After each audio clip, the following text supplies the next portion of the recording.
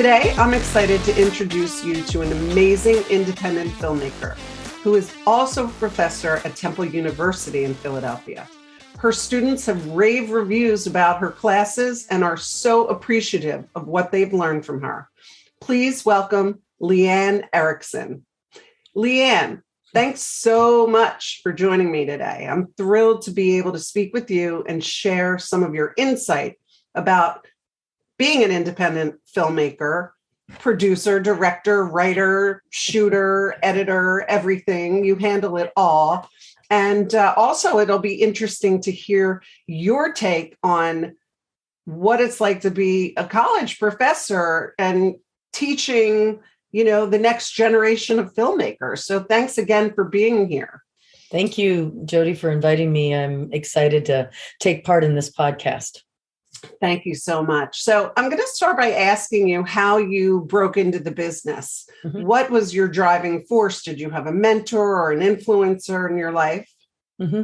It's a strangely personal story. I was a high school art teacher, and my parents were both teachers, public school teachers. So it was something that, was not a surprise that I went into. Always wanted to be an artist. And my parents, being pretty practical, were like, well, yeah, but what can you do with an art degree? At least get an education degree so you could teach. And since they were both teachers, that made a lot of sense to me. But in my 20s, my mother became very sick and died from cancer. And it really made me reassess kind of like my goals in life. And my partner at the time, who's now my wife, said to me, if you could do anything, what would you do? And I said, it's ridiculous. I'd make films, but come on, that'll never happen, kind of thing. And she was so encouraging and saying, well, why can't it? Of course it could happen. And so I started on a path that took me to graduate school, and and then led to a very, meaningful teaching career that also allows me to pursue my own, artistic interest in film as an expressive medium. I love that story because you really, share your heart and you decided to go your own path, despite I had a similar thing with my dad, believe it or not. He had a company and he was in the ad business for many years. And I told him, hey, and at the time he had several health and beauty aid stores, and he wanted me to come and learn the business, and I helped them build it. Mm-hmm. And I just said, this is just not what I want to do. Right. And he said, well, what do you want to do? And I said, well, I don't want to go in the ad business, but I do want to be a filmmaker and a producer and a writer. And he looked at me like, please don't do that. Don't do that. I said, he's like, it's not for the faint at heart. And I have repeated that conversation many times. So it's nice to hear that you pursued your own dream, which is amazing. I think we can all agree the gift of youth, of being young, is that you have not gotten all of that self-doubt.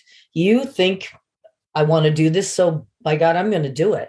And young people dive in and take chances where the older you get, the more careful you are. And so, I went to graduate school at 28. And it Wow. was the right timing from the standpoint of what was happening both in my personal life, but being young enough still to believe I could do it and not have any doubts about that. I'm going to make this work. And, it was the best decision I could have made. And I love that you share that it's been so fulfilling, because a lot of people, especially young people, get hung up on how much money they're going to make, or, they want to follow in their parents' footsteps. Their parent was a lawyer or a doctor, and they really don't want to do that, but, they're kind of being pushed in that direction. It does take a lot of inner strength to say, I'm going to put myself out there and I'm going to take some hits, right? And I got to get back up and keep going. So I love that story. And again, the other thing I wanted to say is how fabulous it is that you have a partner who supports you, even though you could have been, struggling, couldn't make ends meet, had to have 3 jobs, to make sure that. So, kudos to your partner and to you for, your stick-to-itiveness, because there's a lot of chatter, right? There's a lot of people saying, oh, you can't do this. You're not good enough. You're a woman, whatever it is. We've all heard those things. So I give you tremendous credit for just, living your dream. And I'm sure you share that with your students based on what I've heard. You are an amazing professor, mentor, and just a friend to these students. What drives you every day?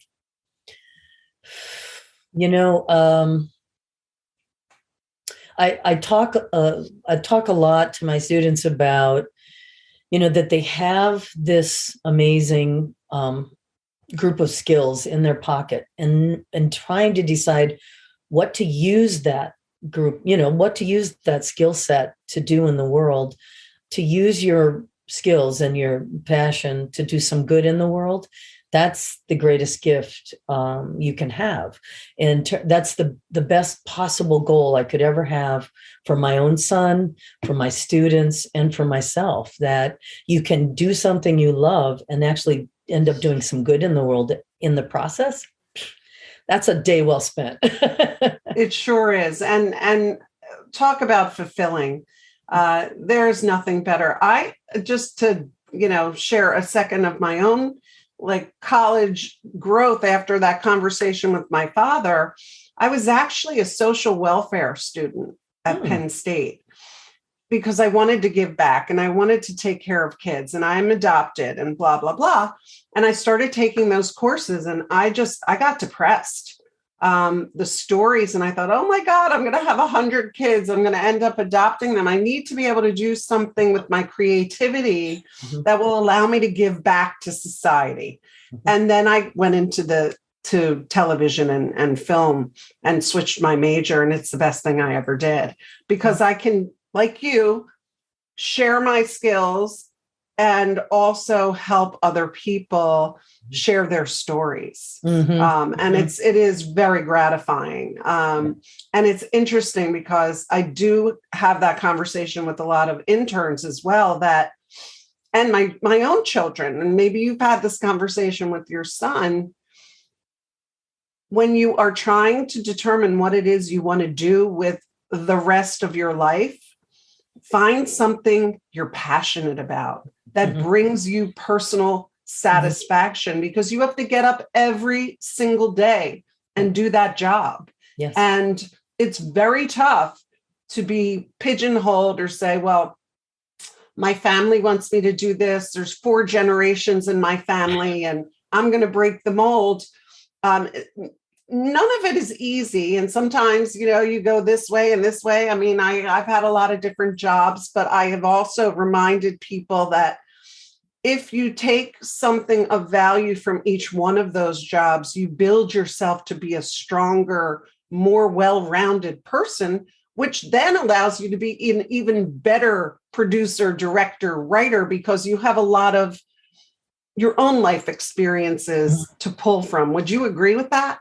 I would. I think what you're saying about passion is absolutely crucial, because the reality, though, also of this business is there's a lot of no, there's a lot of rejection. It's very challenging to raise money to do these projects.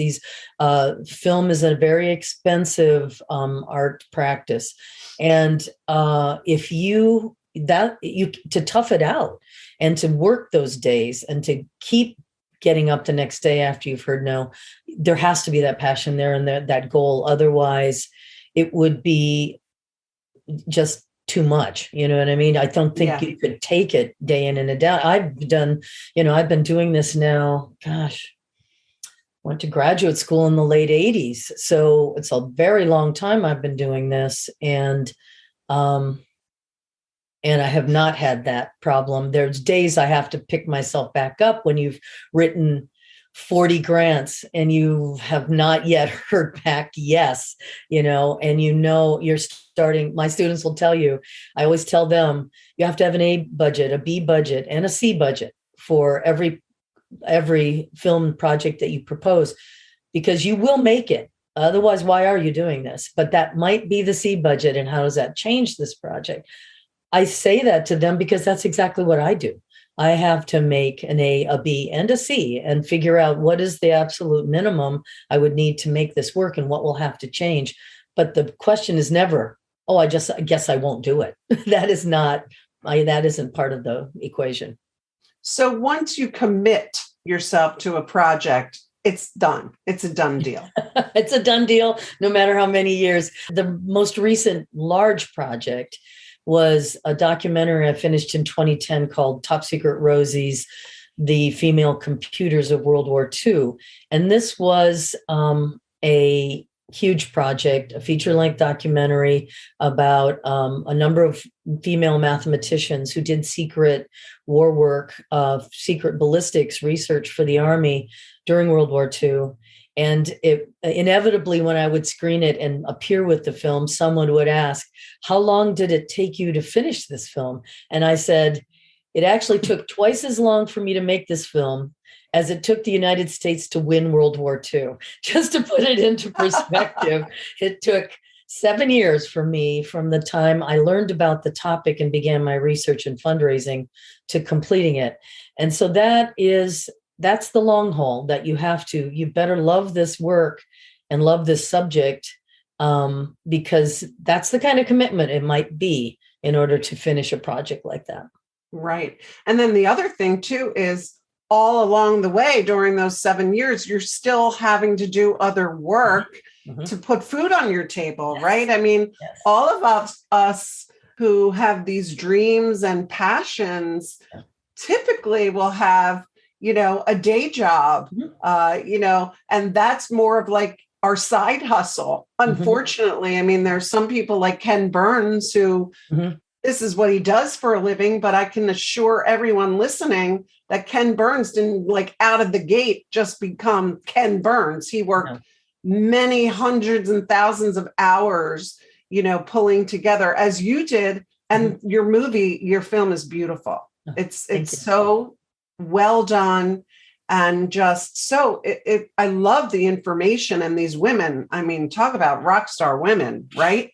Yeah. They don't get nearly the notoriety or, has there ever been any kind of awards given to these women? Well, that story, the craziest aspect of that is, as somebody who a longtime feminist and always interested in women's history, and the fact that I think we all know that the history most of us learn is not a full picture into what it really took to get anywhere in the US, in the world, and so on, that there are so many stories that have been left out. And it has been one of the goals of my work to do that, to find those stories and illuminate them. And the irony is that, when I found this, it was completely by accident that I found this story. I was actually working on a documentary about a group of Philadelphia women who fought blockbusting during the 1950s and 60s.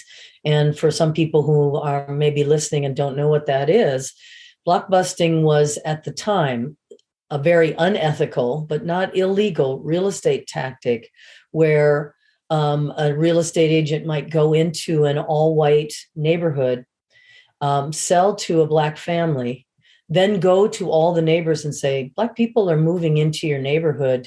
You might want to consider selling. And then what they would create is this panic selling, a boom to them, of course. All of a sudden, they turn over entire neighborhoods in the course of a few months, make a boatload of money, but all they did was raise racial panic that never existed and there was no reason even for it, but it was a terrible thing that was going on in cities all across the United States, particularly during the 1950s and into the 60s.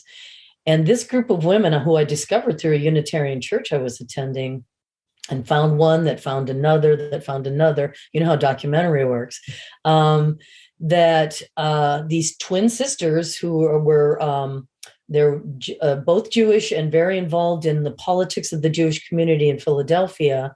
And they were, in fact, in order to fight it, they both became real estate agents and opened a woman-run, woman-owned, only employed other women, trained women to be real estate agents, and then gently integrated the Mount Airy's neighborhoods in Philadelphia, which to this day are still integrated in a way that many neighborhoods in big cities are not.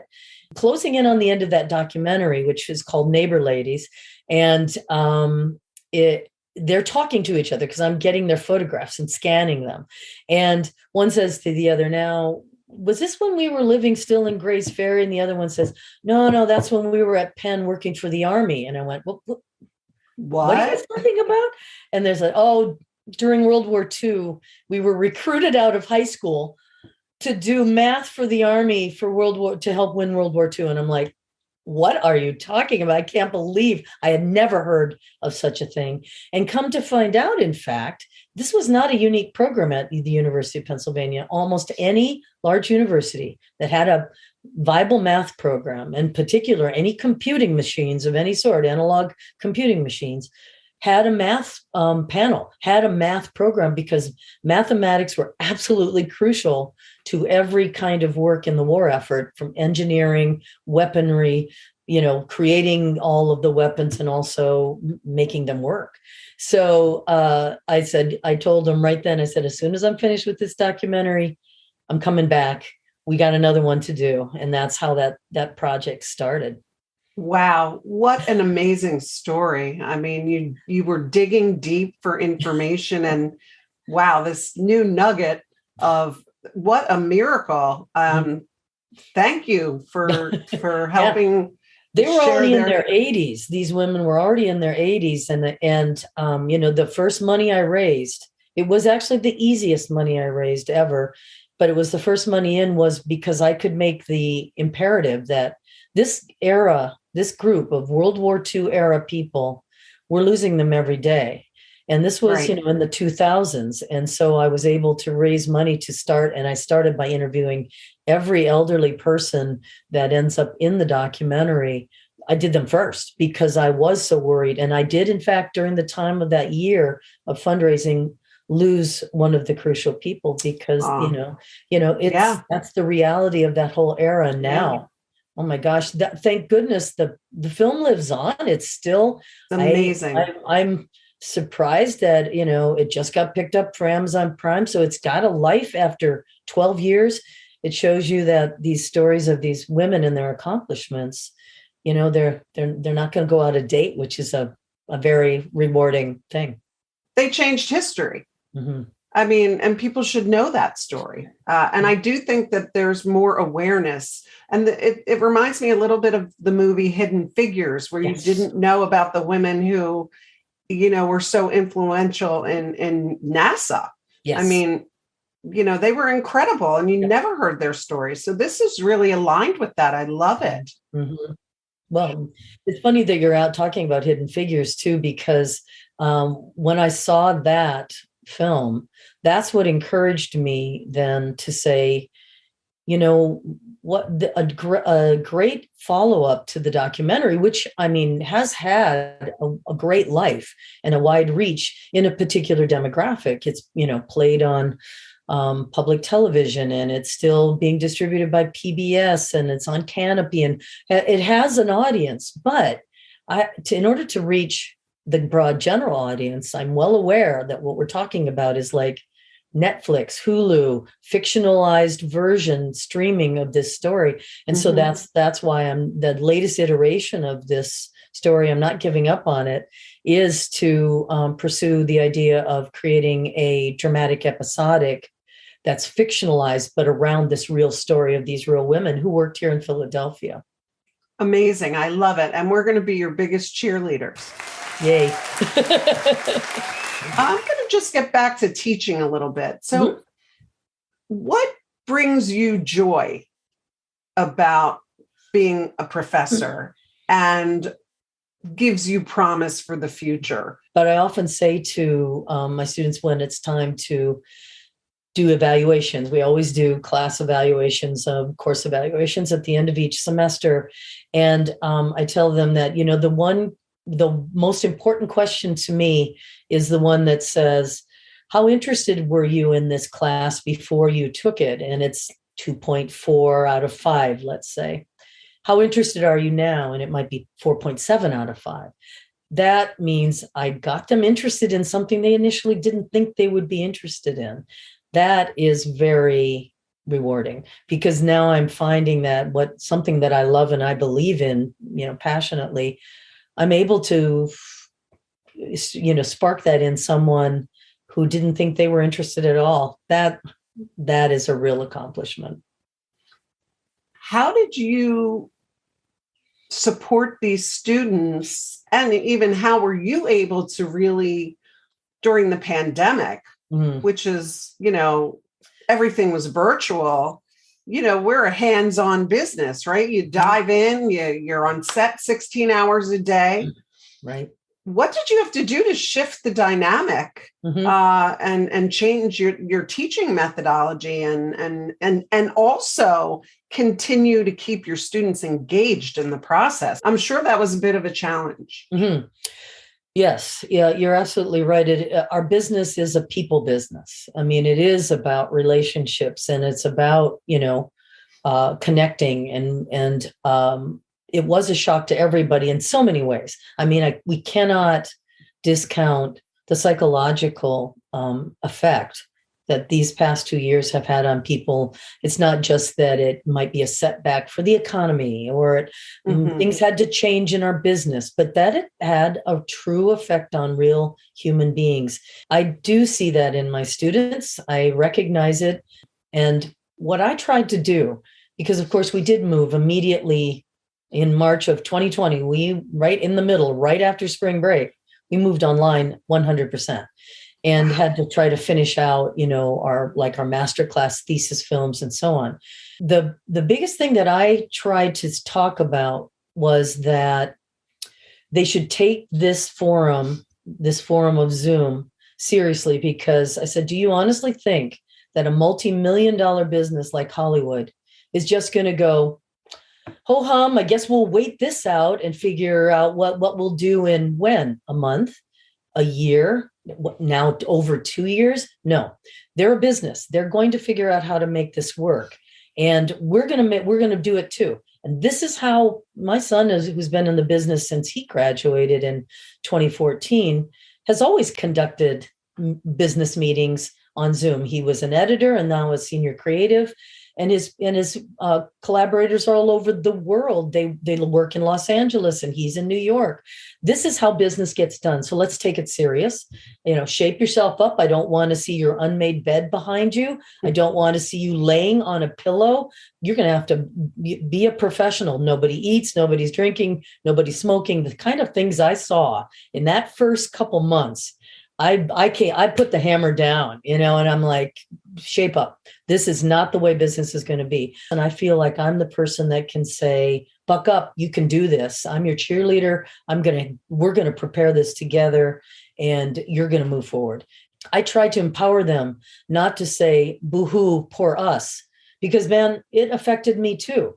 But the one thing about being a teacher, I've got personal problems. I'm not immune to that. I have doubts. I have, days when things aren't going well, but I don't bring it into the classroom because that's not my job. You know what I mean? That's not, and I don't want them to do it either. We have to perform sometimes, and that is part of our professional world. When you screw up, you say, I'm sorry, and we all move on, be a human being, but keep in mind that there's an expectation and you can rise to meet it. I believe you are strong enough. I believe you have the talent. I believe you can do this. And so my job is, I think, to make them believe it. It talks a lot about flexibility, resiliency, commitment to your craft. And, the big word in the industry these days is pivot. You really had to come up with ways to maintain a level of professionalism, continue to reach, to hit your deadlines, Yep. And still perform at the highest level. So how did you think your kids did? They did actually great. I think, what you were just saying, those kind of traits of flexibility and being able to think on your feet. And that's what people have to do all the time. And you can't just say things are going wrong on set, so therefore let's just close it down and we'll come back another day. No, you have to make this work. So you have to learn how to be flexible, to keep your cool, to read a room, to pivot, like you said, to problem solve on the spot. Those are skills that I think people need in our business, no matter what level and what area and what job description they have. And so in general too, right? Yes, I mean, we all need to be resilient. Yes. Those are great life skills anyway. And 100%. So the fact that they're also key to our profession, I don't know, that seems like a great thing, that you're kind of doubling up, that what you're learning in your job is so applicable directly to your full life. That's nice. It's interesting too, because it does carry through to your personal life. In my world, like, everybody comes to Jody to solve problems, to make decisions quickly, or find a new angle to make something work. Yep. And you do have to think on your feet, and you do have to also maintain a level of calm, because your crew, your team feeds off of you. Yes. And if your hair is on fire all the time, or you're freaking out, it's the trickle down theory. We always have to be the voice of reason. So to your point, what a great lesson that you were able to, again, shift the thought process around it to let your kids know, your students, that, hey, this is part of life. We don't always know what's going to happen, but we do know that we have to keep moving forward, right? I mean, otherwise we get up the next morning and we've got to decide how we're going to face that morning. Yeah. Be ready for anything, be prepared in your mind. The what ifs, when I'm planning a shoot, I'm always thinking, if this happens, what will we do? If that happens, what can we do instead? Because nothing, I've been a reality TV producer for a long time, and documentaries and things, and not everything works the way you set it up, does it? No, it never does. Are you kidding me? We talk about this in class. I said, no matter how much you plan, something will go wrong. Something will. And the more planning you do, the less will go wrong, which is great. But you always have to be ready for and have that ability, I think, to do that and be able to think on your feet. If you haven't done your homework and due diligence, right, it'll show pretty quickly when that first shift happens. Yep. Even if it's, we already got the permit. We're allowed to shoot here, but the police have shown up on the street, right? Right. What are you doing here? Where's your permit? Where's this? Well, you have to be prepared. And I'm sure that's something that you preach to your students. Preparation is so key. Absolutely. When I do fundraising discussions, I always say that the best fundraising thing you can do is prepare, because that'll save you so much money in the long run that that's like money in the bank. Your time well spent on preparation is better than money in that sense, because it'll save you so much, not just emotional and mental stress, but also, the financial impact on your project. When you think about all the students' lives that you've touched and affected, do you have some people who, you've seen them, perform at such a high level and just say, wow, that's just, it makes your heart feel so full at that point, right? I always watch the credits. I love watching the credits, because I have both personal friends that I went to graduate school with who are out in Hollywood and are very successful in different ways, as well as people I know who are actors, but also my former students who are doing great. And I get a thrill seeing their names in the credits. I'm very proud of them. But I have to also say, of all these years of working, there are plenty of students my former students who keep track of me, which is a compliment to me, that they feel something, that they remember me in some way and think about me, and I'm somewhere in their lives. And it's okay if they didn't end up doing whatever they may have started out doing. I think all of us, one of the things, I start out the first class of this new class I'm teaching. It's called Artist in the Business World. And it's designed to get students ready to be successful in freelancing and all the various aspects, because our business is one gig to the next. But if Right. that's all it is job to job, you will never build a career. And so I really talk about the fact that in America, no matter what gender you are, what race you are, the average American will change jobs 12 times in the course of the 40-ish year career span that's ahead of them, which tells you that, yeah, it's not written in stone and things will change. And quite honestly, I think we all know that what we're doing now, in 5 years, the technology will be completely different. There will be jobs that nobody's even never even heard of. So of course we have to be flexible and trying new things and being willing to do that and take the chances. One of my favorite quotes that I always put in as the first quote in my classes, and it's in my office, is a Samuel Beckett quote that says, ever tried, ever failed, no matter, try again, fail better. That this is part of our life. This is part of our profession. You will fail, but it's the people who pick themselves back up and keep going. I always say that, the industry is not a meritocracy. There are tons of talented people out there who just couldn't fail and fail again and fail better. They couldn't do it. And the people who can persevere, they're the ones who will make it in the business. There's no doubt in my mind. That is such a valuable lesson for everyone to learn. And just in life, you just have to keep picking up and moving forward. Take us through the process of how you're raising money, your fundraising efforts. Temple University has been a huge supporter of your work.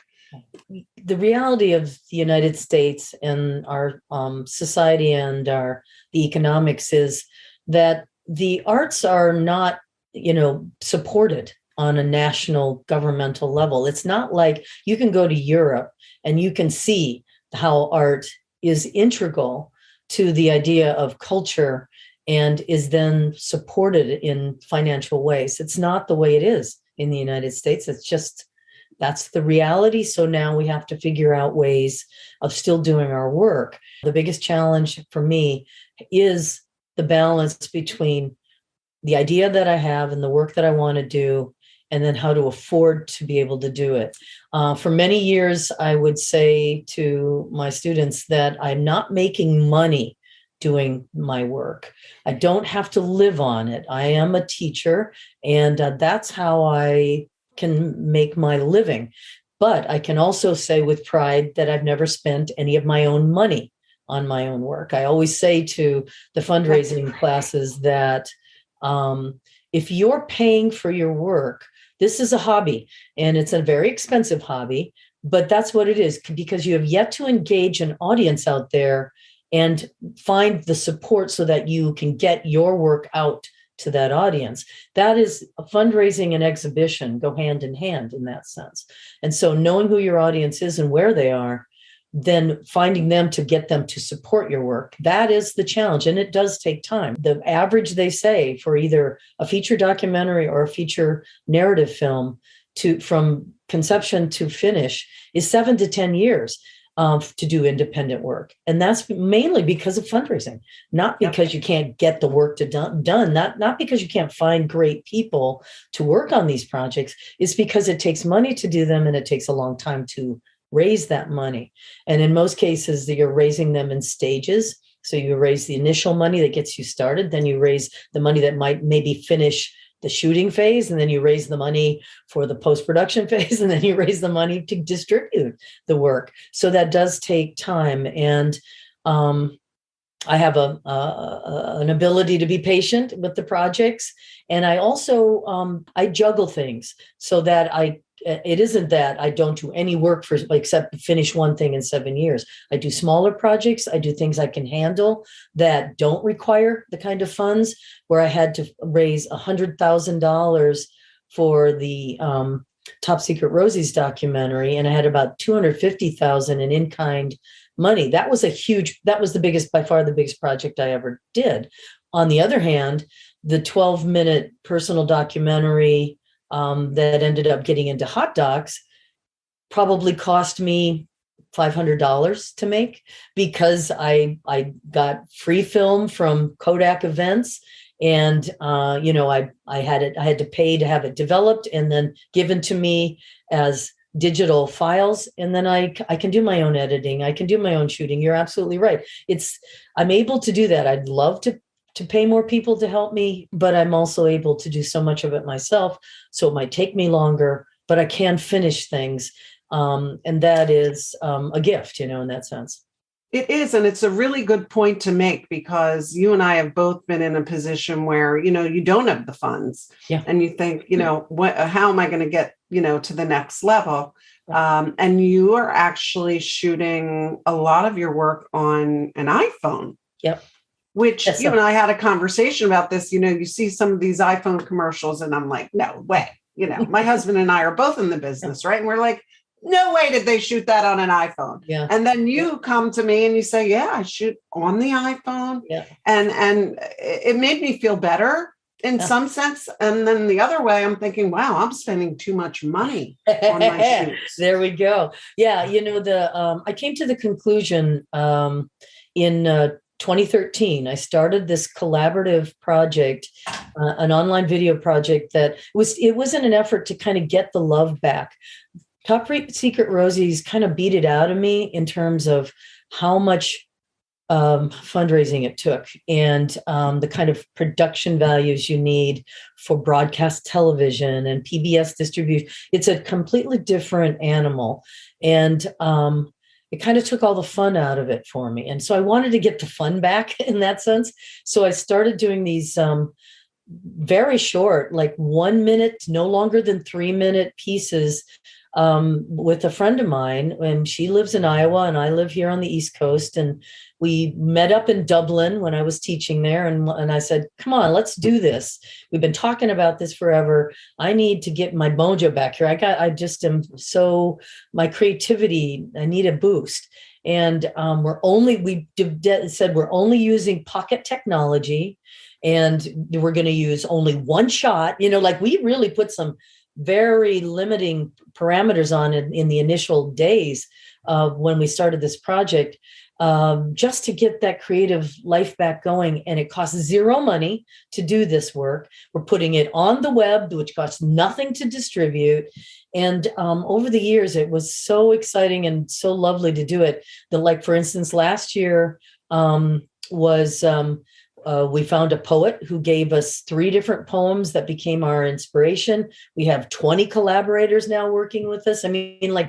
It has grown from the two of us trying to keep, the life alive in our art, to being this really cool dynamic thing that's going on. And this coming year right now, we've started, it's called Leftovers, where we engaged 3 different audio artists to give us work that was left over. In other words, you maybe created something and you never used it, or you created a piece and you never did anything with it. It didn't end up on your album or on your performance or something.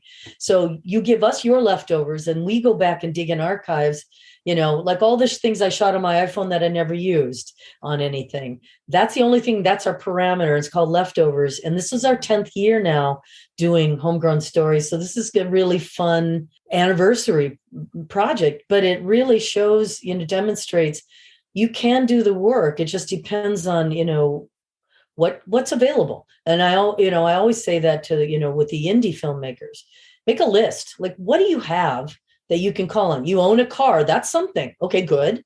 What do you have that you can call on? Some good actors, list their names. You have some locations you could use for free, write them down. Now you can start writing something with the parameters you have, because there's never excuse, I can't make a film. No, that's not true. It's just that can't make the one you imagined yet, because you're not, you don't have the budget, you're not famous enough, whatever the case may be. But don't tell me you can't make the work, because yes, you can. Yes, you can. And you have a 4K camera you're carrying around in your pocket. Of course you can do the work.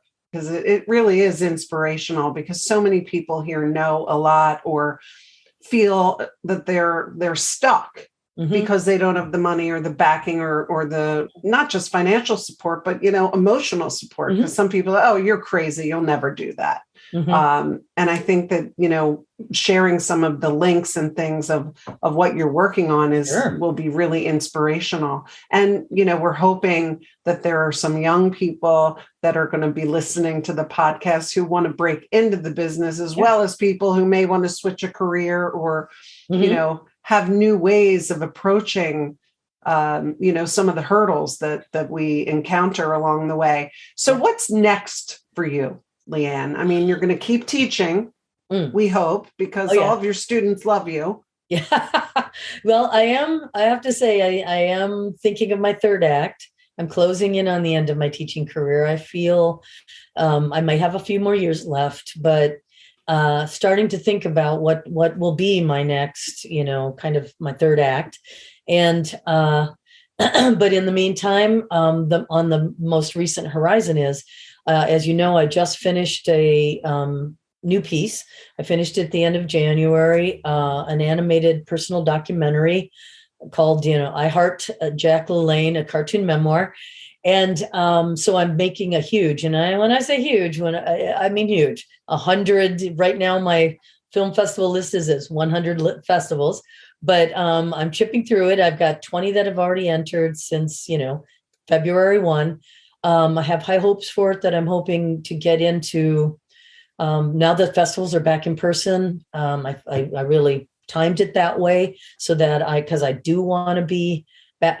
Going to film festivals is so exciting, not only to see your work screened, of course, and hear audiences' reactions, real people's reactions, but also to meet up with filmmakers, to talk with them, to meet up with distributors and other, it's like to just really make connections again that I've really missed. I've totally missed all of that.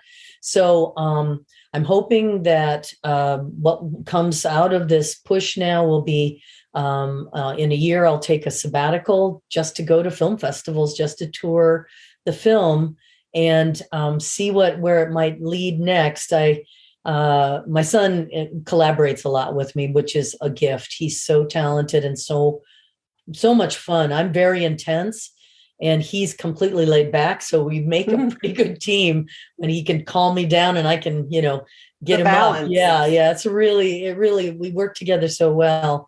And he was a producer on this with me and was instrumental in many steps of the way. So traveling together and maybe moving to our next project together, I would love to do that. That's where I'm looking at. But as well as I am in the process of pitching the Top Secret Rosie's fictional episodic, trying to get a production company to say, oh yeah, this is a go. We can make this work, because I have the entire a Bible. I have the pilot script done. I mean, in other words, I've got all the moving parts.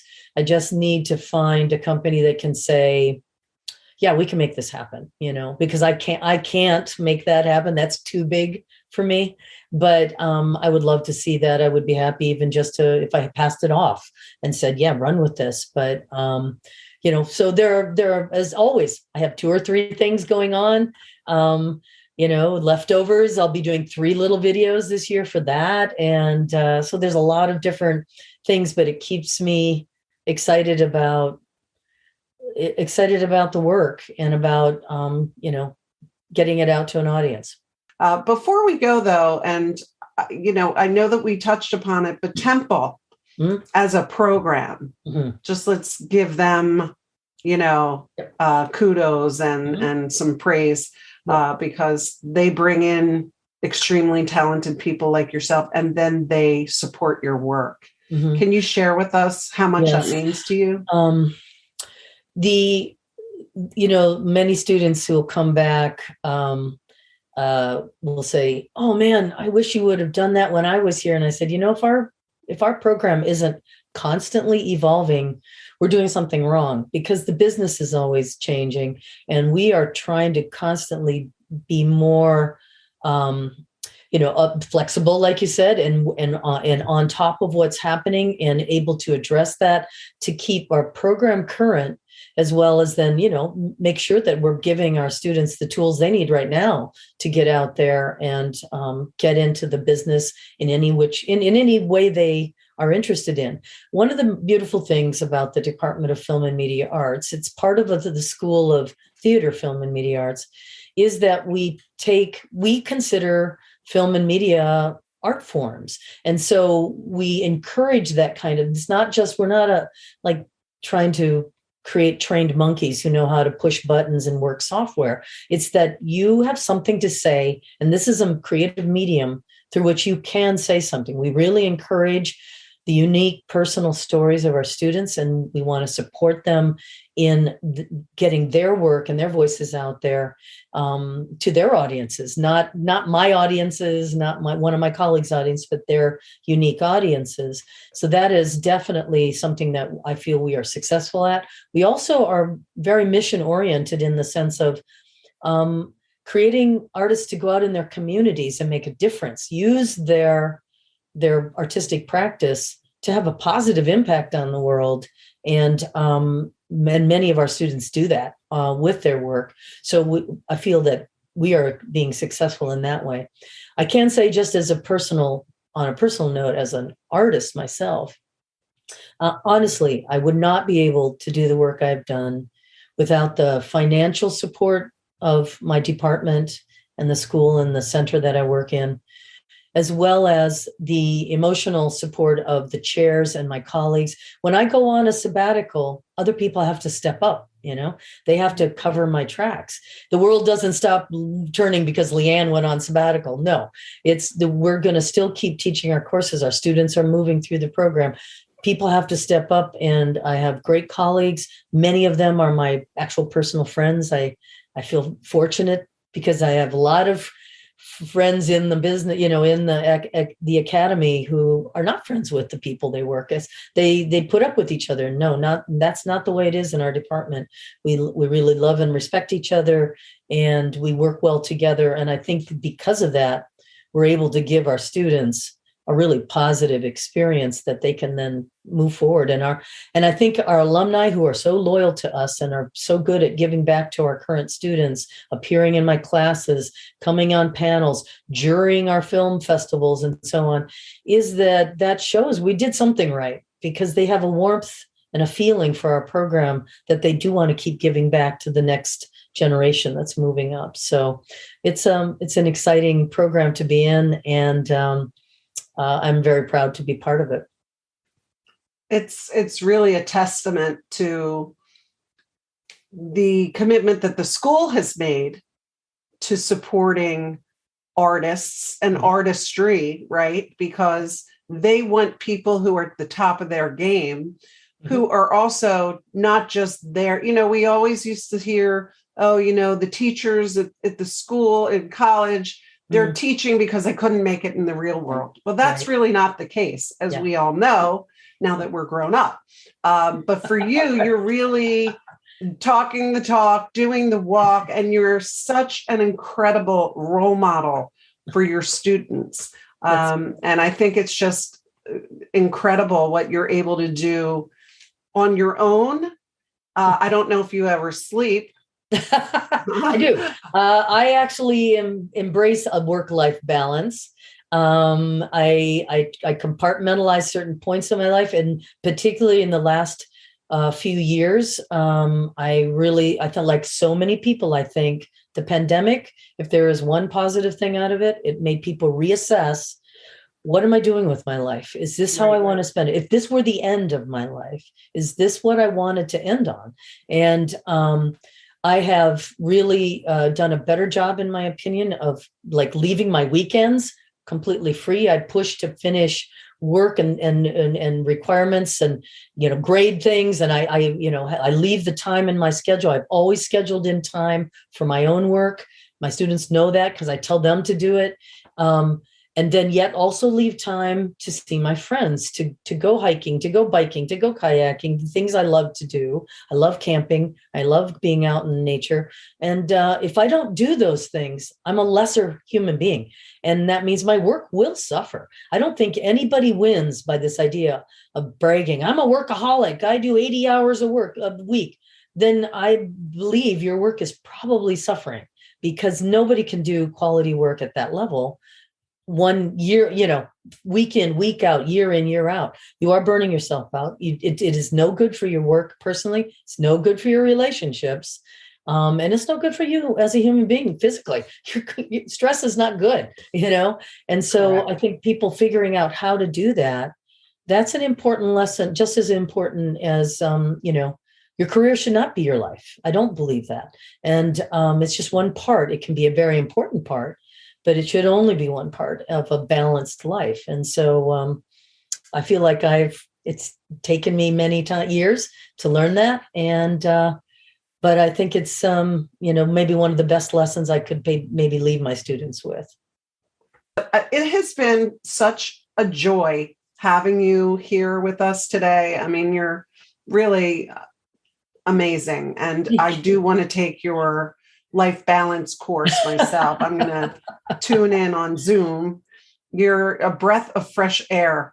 And I love the fact that you're not just hand holding and smoothing things over, being the helicopter professor. You're giving and teaching valuable life lessons, and what a gift that really is. So I'm glad you're going to keep at it for another few years, and we're going to be eager to watch all of your films that are coming out, and we'll bring you back on and hear more about everything. I'd love to do that. This has been really fun to be here, and I really appreciate you're also, a role model, because I know that my female students, they relish the opportunity to work with strong women who are successful or doing what they want to do, and to open up those opportunities. I know that internships, you're teaching too, and it takes more work in some ways sometimes to have an intern than it would be if you just hired somebody to do the job. But that's a really important way to give back to this crucial point when these students are between the school world and the work world, and this job can help them see where they're going and what's possible. These kind of opportunities are really crucial, and I know kudos to you for doing that for them as well.